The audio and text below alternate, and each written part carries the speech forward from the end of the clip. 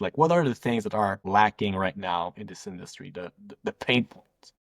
And the lack of split screen co-op was a thing that many of us agreed was lacking in the experience. And then I just remember saying, I would just love to be sitting on my couch next to my girlfriend, and that we'd be playing together a game like Skyrim. It doesn't exist, and it should. And so we just decided to do it on top of like the fact that it was not possible for a team of 10 to make an open world RPG. And back then we were 6 actually. And we ramped it up once we got some funding. And yeah, within the first hour of even discussing making that game, the decision that if we make it, we want it to be split screen was a done deal. And it was by far the biggest challenge because turns out it's not just because of technical constraints that people were not doing it. There were also a lot of design decisions that were like all up in the air of how do you manage this specific instance? How do you manage this? How do you manage that? Like, how do you manage a conversation when there's another player who would like to be part of the conversation? How do you get out of this area when there's someone else who wants to be somewhere else and who's not ready to leave? How do you handle that one of them is down? Like, how do you make that raise you? If it costs resources and they don't have that resource, what happened? Like, there were so many edge cases. It's an explosion of difficult design problems that came with split screen and just co-op in general for a game like this. And it was not as simple as just looking at other co-op game and just apply that for an RPG. There are expectations, like RPGs have their own vocabulary, their own concepts that you need to follow.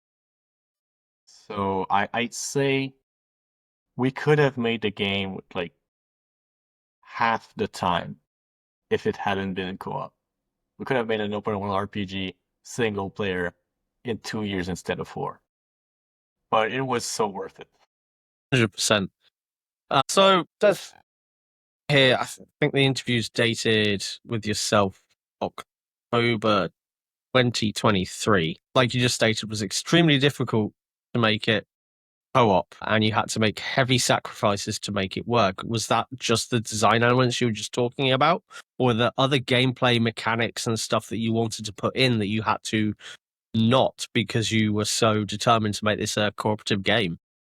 So there are a lot of complications when it comes to graphical fidelity. We wanted to allow the player to be untethered. So if I'm in one corner of the Chersonese map, we wanted the other player to be able to be to the other corner. And just allowing that without like going through extreme levels of optimization that would have required a lot of manpower to pull off. Like, we needed to have the entirety of the region loaded in the RAM. Like, that's how it works. And like, we just load the entirety of an open world region in the RAM one shot.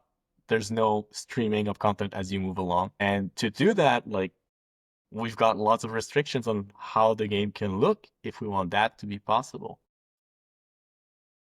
So that's one thing. And also, like, we've got split screen, but we've also got online co-op. And so that means that every action you do has to be synchronized with another player. And so every single feature is more complicated, has more dependencies, So, like, yeah, Outward is a janky game, and there's a lot of cut corners.